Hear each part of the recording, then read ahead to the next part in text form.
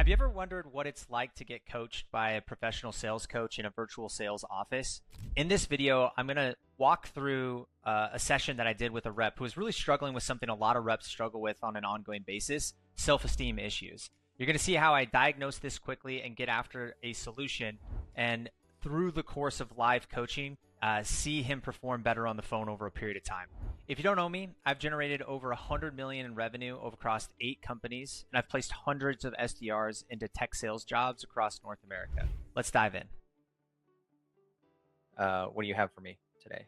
This might be something I need to go to therapy for, but like, I think you obviously saw yesterday kind of like what came through on that one call is like, I just got this like pervasive anxiousness that is like self-driven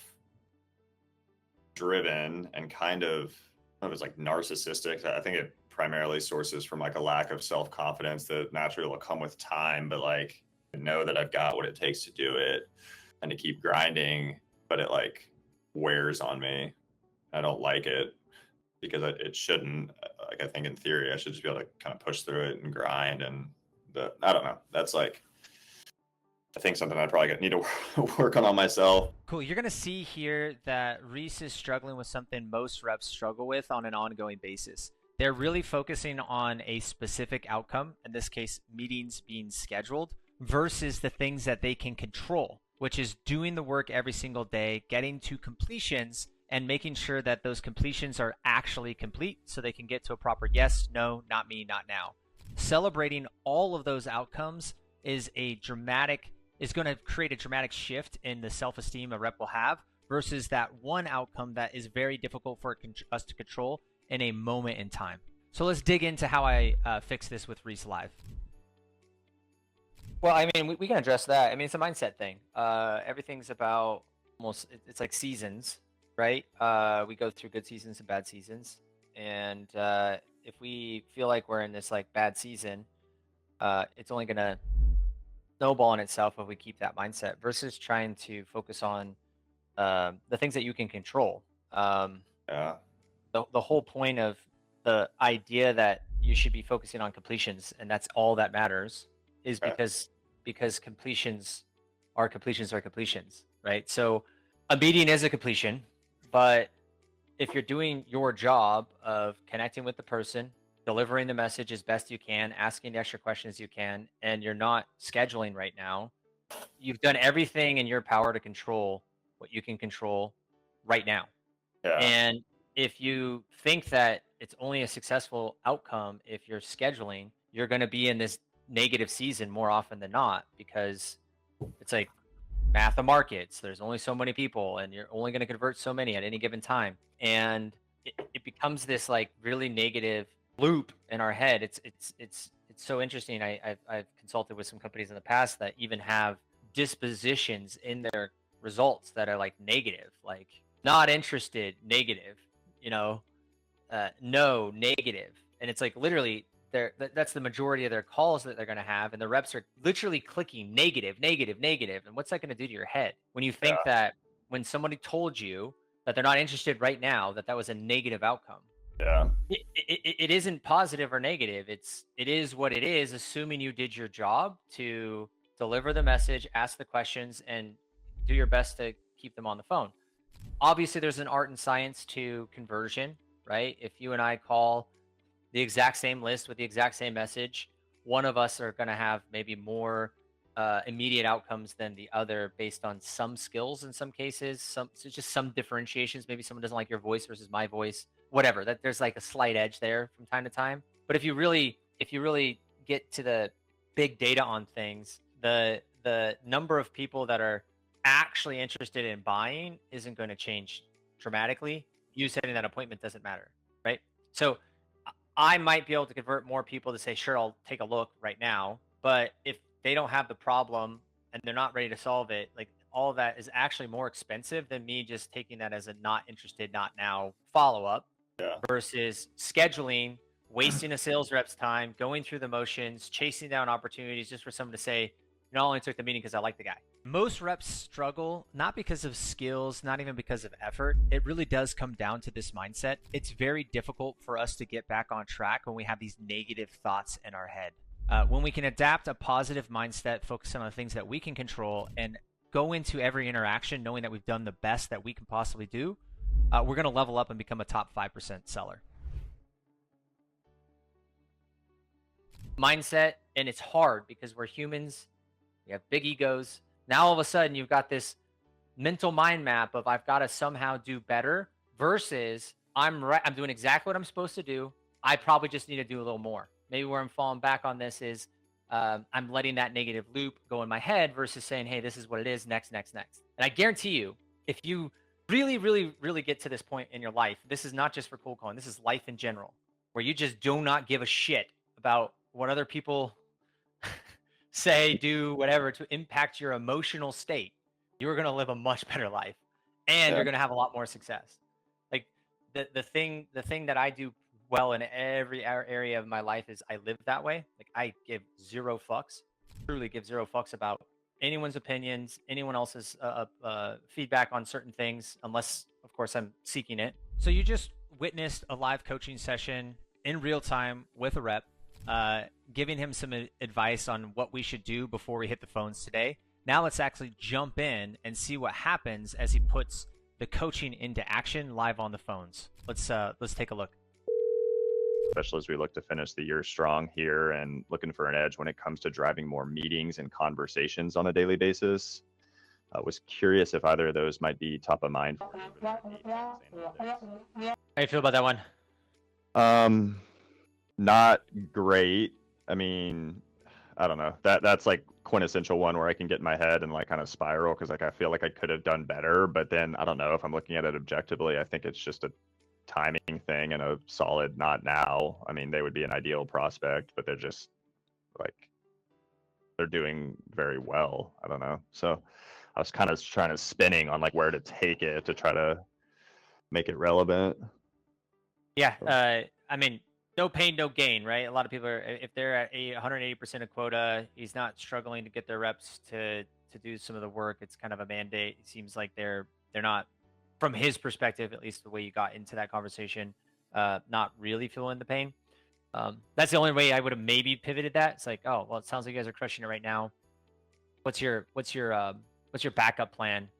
You know, if Q1 things dry up, you know, do you ever just take time out of your calendar to take a look at what's new on the market?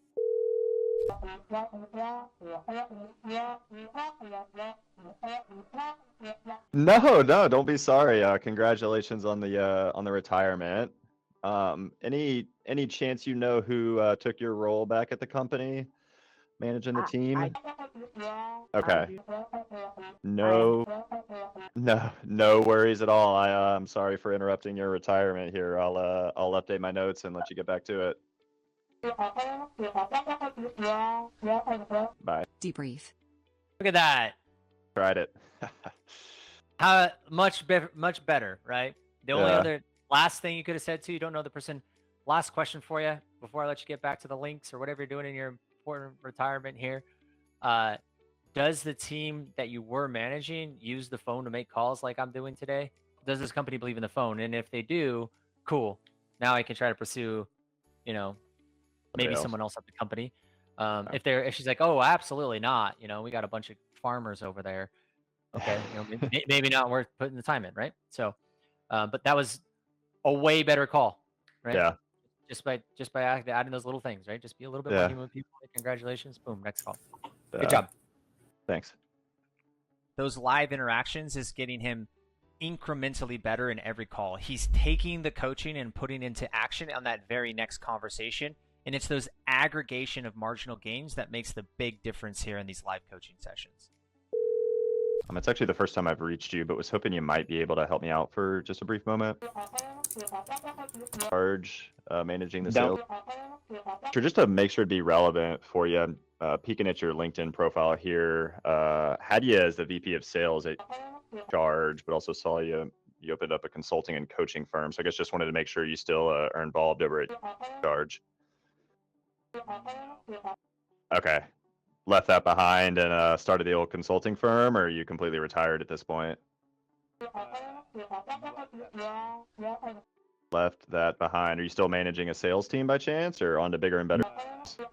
Fair enough. I will update my notes here and moving on down the road. Do you know if the team back in charge, they believe in the phone? Were they making cold calls on a regular basis, kind of like myself here? See, Reese, you're so great. Be coachable. You're very coachable. You're just incorporating all of those, and like that guy didn't help, but fuck it. What else are you gonna do with it? At least you got some information. For sure. Next, and that's guess what? It's a win. Hopefully that's charging your juices. Like, yeah, oh, cool. I'm doing the right things. Next call. Yeah, I think what's like key for me too is like regardless of who's doing the coaching, like sometimes maybe I can also get overwhelmed with like the amount of areas to improve. Like, dude, just focus on like pick one thing.